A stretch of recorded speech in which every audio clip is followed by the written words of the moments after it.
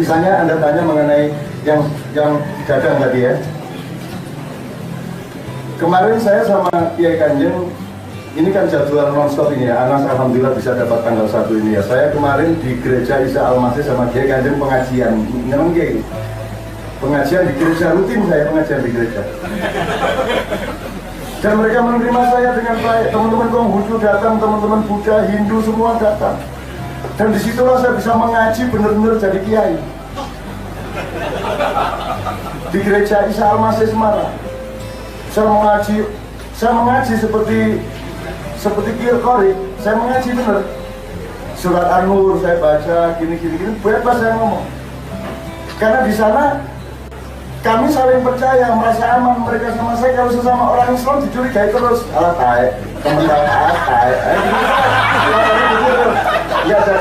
nggak jadi ngomong saya. Ini salah, ngono salah, gitu loh. Makhraj gini salah, gitu salah. Sembahyang kalau sholat harus di atas mata kaki, pakaiannya jangan sampai mata kaki tertutup. Akhirnya aku nggak bagus, buku ini, guring juga.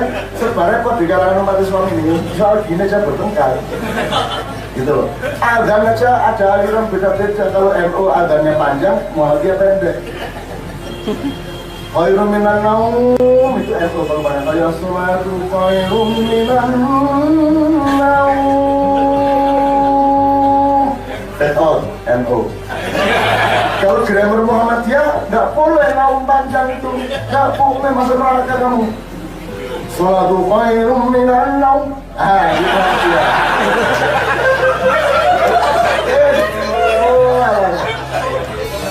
Panggil itu, Islam ini kan karena gede, karena nggak ada kenikmatan kecuali bertengkar satu sama lain.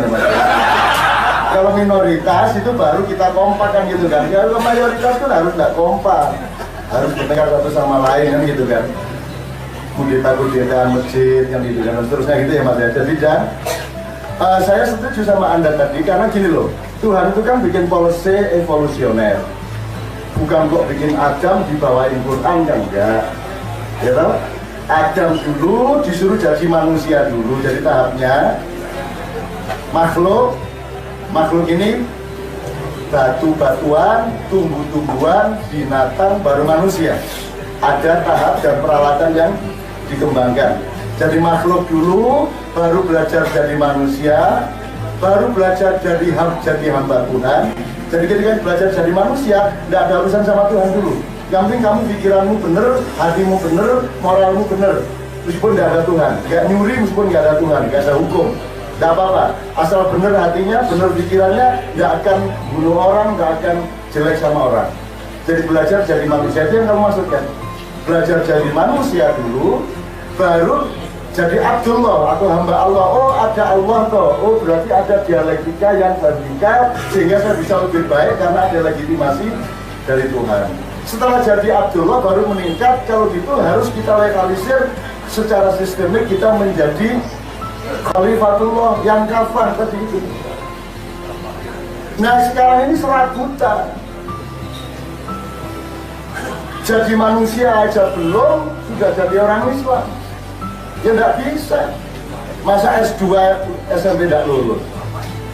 Tidak bisa. Maka pendidikan agama yang terpenting adalah pendidikan kemanusiaan. Setelah lulus jadi manusia baru kenal ayat-ayat. Jangan lupa, kadang teman-temanmu yang muslim yang sholat 5 waktu. Saya tanya, Nabi Muhammad sholat 5 waktu sejak umur berapa? Nabi Muhammad sholat 5 waktu sejak umur 53 setelah ada perintah dari Isra Mi'raj. Sebelum itu nggak sholat loh. Jadi Anda yang masih berumur 20 tahun masih punya kesempatan 33 tahun baru sholat. Berapa enak Mas, lumayan. Ini videonya seperti itu. Artinya jangan menyembah syariat. Kawin lagi katanya berdasarkan syariat Islam, jadi sopo. Kawin lagi poligami itu darurat bisa udah atas pertimbangan sosial, bukan atas pertimbangan syahwat. Tadi kan saya cerita Adam ditiup oleh Allah kepalanya sehingga berakal. Jadi wahing yang pertama Mas, di dunia ini Anda kalau wahing orang bilang, alhamdulillah, terus orang menyambut ya rahmatullah, Anda menyebut lagi ya Allah subhanahu. Itu yang pertama adalah Adam. ditiup kepalanya, terus dia Tulen gitu. Terus Adam mengucapkan Alhamdulillah. Terus malaikat mengucapkan Ya Rahmatullah. Terus Adam mengucapkan lagi Ya Hidumullah wa Yasluhu balakum. Itu saya rekam loh dulu. Cuma hilang sekarang saya. Jadi susah saya menjadikan ke Anda. Ya, maka jadilah kepalanya. Ini ngomong sama Anas. Ya, kepalanya jadi, maka dia menjadi makhluk intelektual. But it's not the main thing of your life. Setelah itu Allah meniup dadamu, dadanya Adam, kepalanya bergolak lagi, lahir lagi. Nah kemudian jadilah kolbunya, bukan kalbu ya, kalbu itu kere, kalbu itu anjing, ya. Kolbu itu hati. Nah hatinya jadi, terus lahir lagi, ditiup lagi syahwatnya, cukup gitu. Hidup adalah belajar filsafat, belajar kebudayaan, belajar psikologi, belajar moral, belajar matematika, belajar biologi, belajar apa saja supaya kamu punya keputusan. Manajemen antara akal, hati, dan syahwat itu bagaimana birokrasinya? Siapa Perdana Menterinya, siapa Menteri-Menterinya, siapa DPR-nya, dan seterusnya. Kalau ini keliru manajemennya, hancur lebur seperti kita. Aku tanya sekarang, seluruh mekanisme politik yang Anda cemaskan sekarang ini atas dasar ini atau ini atau ini? Syahwat itu adalah api yang tidak terbatas. Ngambil berapapun tidak cukup, berpuasa berapa lama pun tidak cukup, itu namanya syahwat. Syahwat yang paling jasad adalah seks. Tapi syahwat dalam arti sosial adalah segala bentuk keserakahan, segala bentuk penguasaan yang tidak pernah ada batasnya. Kerjanya regulasi. Baju cukup 1,5 meter, dia yang nentuin. Hari ini pakai baju ini, warna ini, dia yang nentuin. Kalau hati maunya ngawinin semua. Ayu udah dikawini, Aji udah dikawini, enggak apa sesuai. Kalau hati ini di sini Allah bertempat tinggal, tidak di syahwat. Tapi hati ini dibukakan pintu ke syahwat, tapi juga dibukakan pintu ke akal. Jadi sekarang tentukan siapa presidennya, ini apa ini apa ini. Kalau pemimpin politiknya adalah ini, kau berdirisan.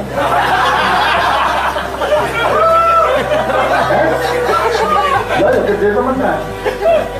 Tunggu fantasi dirisan, tunggu lagi hancurannya. Jadi menurut saya, sebagaimana gini, orang Islam ini kadang-kadang, teman-teman yang beragama itu kadang-kadang lupa bahwa semua itu evolusi. Nabi Ibrahim dan semua nabi yang lain kan tidak pernah sholat 5 waktu. Tidak berarti bukan orang Islam. Mereka melakukan prosedur ibadah sesuai dengan yang diberitakan Allah pada waktu itu. Karena Ibrahim hanya dapat coretan-coretan, mushaf namanya, sohafa. Baru sampai ke Musa dapat 1 lembar, yaitu 10 Commandment Taurat. Baru dapat 1 makalah ketika sampai pada Nabi Daud, yaitu Zabur. 1 makalah itu dapat 1 buku besar namanya Quran. Kan gitu.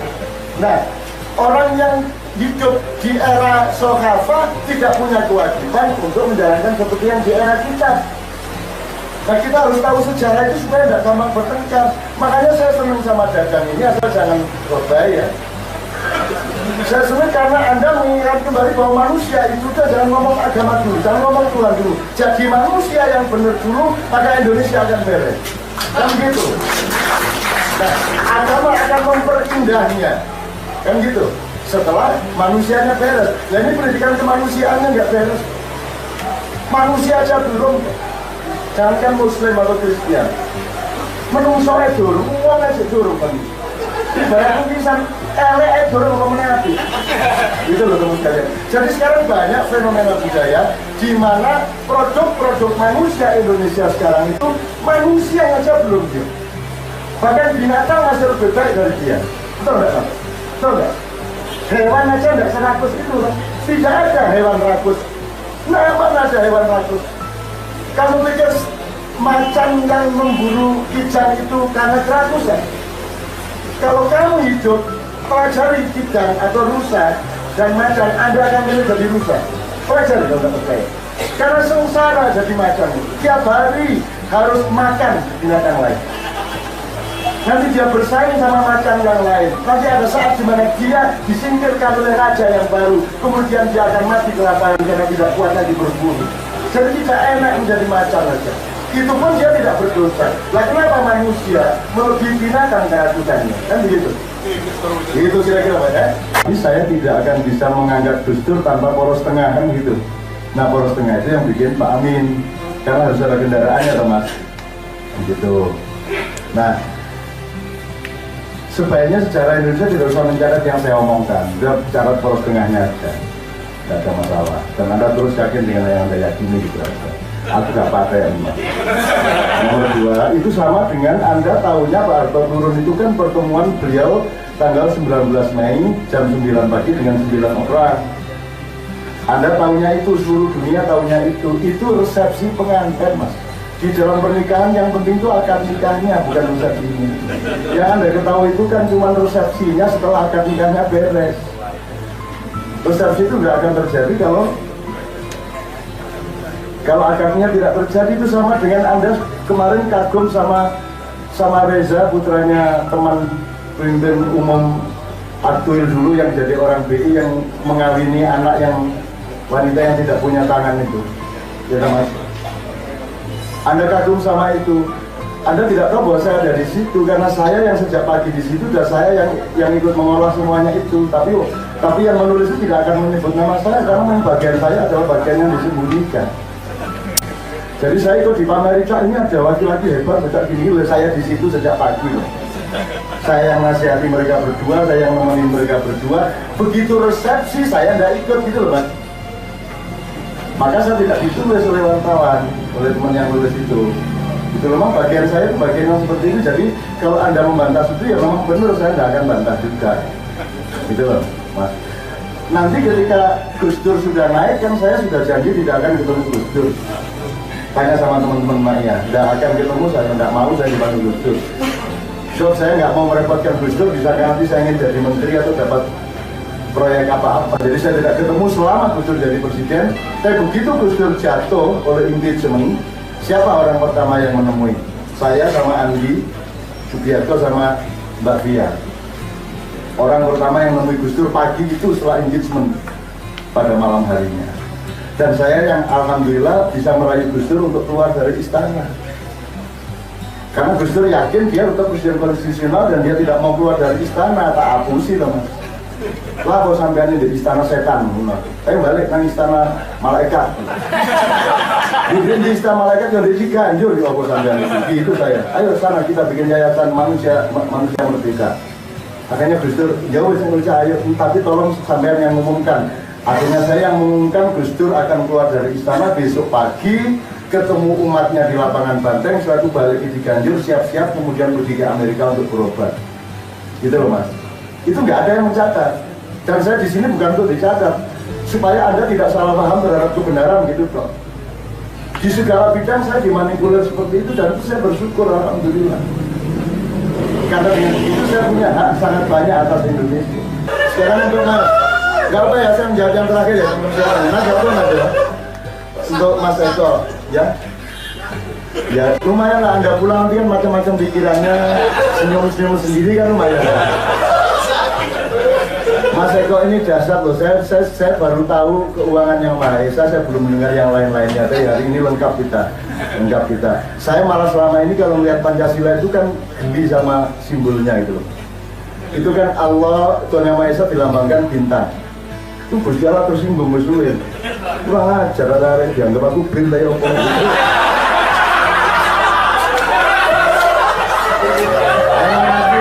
Emang aku hotel Hilton, hotel mulia berbintang. Iya, ya makanya terus Tuhan emang mengaku yang bikin bintang-bintang yang malah dilambangkan dengan bintang. Enggak, ini guyon aku nerusin Mas Eko supaya kita ini tetap percaya bahwa ada yang harus kita perbaiki yang gitu Mas ya. Itu bintang. Nomor 2, kemanusiaan yang adil dan beradab. Lambangnya apa Mas? Rantai dan rantai ya, tapi coba kemanusiaan lambangnya rantai itu maksudnya Makanya dirantai terus ini kemanusiaanmu. Keberadabanmu, keadilanmu dirantai terus, tidak akan pernah bisa lepas dari rantai. Oh, namanya rantai, cuman ya jangan terus mengusulkan dirubah ya enggak, itu alamul dunia betul. Ini enggak apa-apa lah. Cuman kan pengen ketawa gitu loh. Saya itu nyanyi Indonesia Raya aja pengen ketawa. Makanya saya senang itu Menteri Olahraga tidak apal itu. Saya senang karena dia sebenarnya tidak gelisah menurut saya gitu loh. Gelisah itu Indonesia Raya gitu.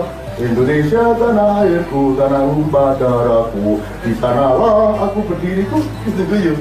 Kok di sana itu? Jadi Indonesia di sana, tidak di sini. Itu Raisonya bingung kok di sana. Akhirnya nggak apa-apa lagi. Jadi ada alasannya, nggak apa itu. Gitu ya. Ada alasannya, gitu. Oke. Terus Suryo kan tidak apa katanya, ya toh. Dan saya membela dia nggak apa lu karena dia gelisah sama kalimatnya. Kok di sana lah, mestinya di sini lah. Aku berdiri gitu kok di sana lah, di mana lah. New Zealand, Malaysia kan gitu kok di sana lah kan gitu. Tapi Roy Suryo kan cerdas. Dan dia melihat. Iya, ini apa bela nih? Saya tanya bela nih. Terus Mas, yang paling menyenangkan itu kan permusyawaratan. Yang ketiga apa yang ketiga? Persatuan Indonesia lambangnya beringin. Orang dikumpulin di bawah pohon beringin. Tidak kira mungkin rapat kok di bawah pohon beringin. Beringin di sini setan sih. Rapat di bawah pohon beringin tidak mungkin. Kalau lambangnya gardu itu masih relevan antropologis ya kan, kultural antropologis. Itu beringin kok orang disuruh rapat di bawah pohon beringin di persatuannya nggak mau, yang terganggu setannya. Setan jangan kan di Mekah aja, di Mina aja setan berontak kok, sampai ketua DPR tersesat kok. Kemana ya kan? Ya itu bukan tersesat, dia pulang kampung kok.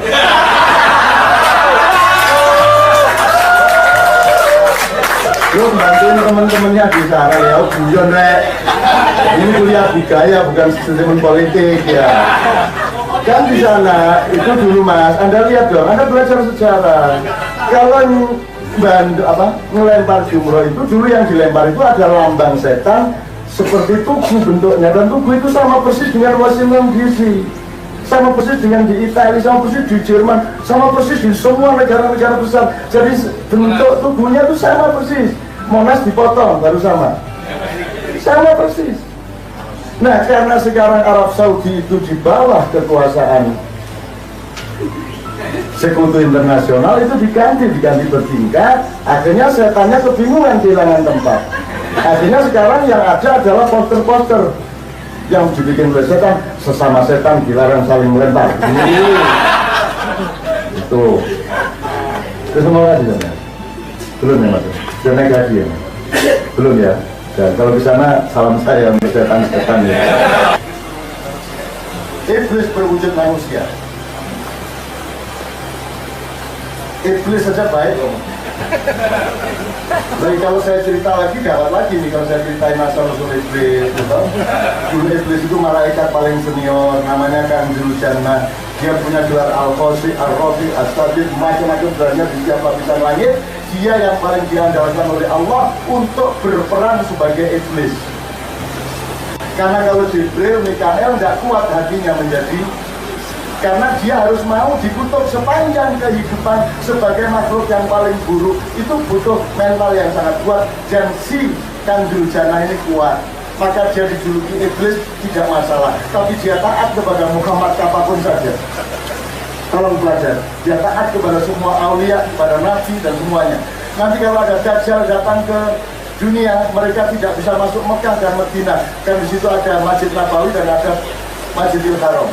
Sehingga semua yang didatangi Dajjal seluruh dunia akan harus taat sama Dajjal. Kalau tidak taat, langsung tanahnya kering, langsung airnya tidak ada, langsung hancur lebur. Tapi taat kepada Dajjal, dia akan menjadi subur luar biasa. Bagaimana cara menghindarkan Dajjal? Wong dia hanya tidak bisa masuk ke Mekah dan Madinah. Saya sudah bilang aja Rijal, Dajjal Di sini kamu hancurkan saya kalau kamu bisa. Sebab di dalam diriku ada Mekah, di dalam diriku ada Madinah. Kamu tidak akan bisa masuk ke dalam diriku. Dan gitu mas, orang Indonesia banyak akal. Tuhan aja bingung sama, apalagi Indonesia Madura, wah kalah. Ya, itu ya mas, terakhir saya kasih yang aja. Jadi anda ini tolong sama Tuhan agak akrab lah. Jadi orang Madura. Ini untuk bonus ya. Jadi orang Madura cari nafkah di laut, cari ikan sampai hampir maghrib nggak dapat. Terus dia gini sama Tuhan, katanya sampean Rohman Rohim. Mosok saya gak dapat ikan sampai sore begini. Gitu kan. Katanya Rohman Rohim Maha Pemurah lagi penyayang, mosok saya gak dapat ikan. Dia kasih 5 lah, 1 istri saya, anak saya 3, 5. Allah Maha Pemurah dikasih 5, loncat langsung ikan ke atas. Lalu terus gini lagi, mosok 5 bener. Mosok 10 lah. Nah itu orang Madura. Sudah dikabulkan 5 tetap tidak terima ya. Mau kan saya bilang 5 itu kan bahasa basi kan. Kalau orang Pemurah bener kan ya 10. Akhirnya sama Tuhan dikasih bener mas sampai penuh itu perahu. Sehingga dia malu-malu sama Allah, dia seret perahunya ke pinggir pantai. Begitu dia bernafas lega di pantai, kok dilihatnya di sana ada rumah terbakar. Dan itu pas di kampung dia loh, itu kampung saya. Begitu dia bertanya-tanya, rumah siapa yang terbakar? Ada orang datang, Cak, itu rumah sampean yang terbakar. Nah berarti dia berpikir ini gara-gara saya lagus di laut tadi. Kan gitu kan? Maka Allah marah, rumahnya dibakar. Terus dia gini lagi sama Allah, ya Allah itu tadi kan masalah di laut, kenapa dibawa ke dalam? Oke, jadi saya sangat setuju. Menurut saya gini mas, saya jawab 2 poin aja, poin tersebut. Yang pertama, makanya sebutan untuk zaman edan di dalam Islam itu adalah zaman jahiliyah. Padahal ada 3 fenomena, 1 fasad, nomor 2 zulumat, nomor 3 jahiliyah. Fasad itu kerusakan, the whole thing. Kalau zulumat itu kegelapan, the whole thing. Tapi kalau jahiliyah itu kerusakannya menyeluruh tapi menunjuk ke satu asal usul atau sumber, yaitu kebodohan. Jadi menurut saya mas, kerusakan moral yang Anda tuliskan itu output saja dari kerusakan intelektual. Orang berpikir tidak jujur di Indonesia. Baru ada akibat kerusakan politik, kerusakan moral, kerusakan budaya, karena berpikirnya tidak jujur dan dia langsung mendapatkan penyakit-penyakit di badannya. Barang siapa berpikir tidak jujur, maka dia akan gampang kena penyakit, karena berpikir tidak jujur itu membuat struktur sarafnya sedemikian rupa sehingga perintah dia ke seluruh badan juga menjadi kacau dan badannya akan gampang sakit. Kalau Anda ingin sehat, kunci pertama adalah berpikir benar. Berpikirnya jangan tidak jujur. Ini beneran, serius. Bahwa Anda tidak bisa melaksanakan kebenaran pikiran Anda, bukan masalah. Tapi di sini tetap harus benar. Kalau tai, kalau roti. Jangan menantang kamu sekarang jadi anak buah tai terus kamu anggap dia roti. Nah ini pemikiranmu salah. Itu ya mas ya. Kira-kira itu kira-kira. Jadi kegelisahan Anda menurut saya sudah cukup bagi Allah untuk membuat Indonesia akan diselamatkan, akan dibangkitkan, dan sekarang sedang dibagi siapa yang akan mengalami tahluka atau kehancuran-kehancuran dan siapa yang dipasang Allah untuk membangkitkan.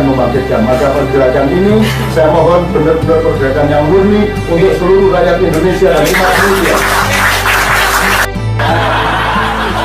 Oke, maju Indonesia, selamat Indonesia, bangkit Indonesia. Assalamualaikum. Matur nuwun Datuk. Ini adalah pengantar kuliah ya. Jadi statusnya baru pengantar. Kalau pengantar itu masih ada bab-bab berikutnya, dan tiap bab itu ada subbab. Tiap subbab itu ada halaman-halaman. Tiap halaman itu ada paragraf-paragraf.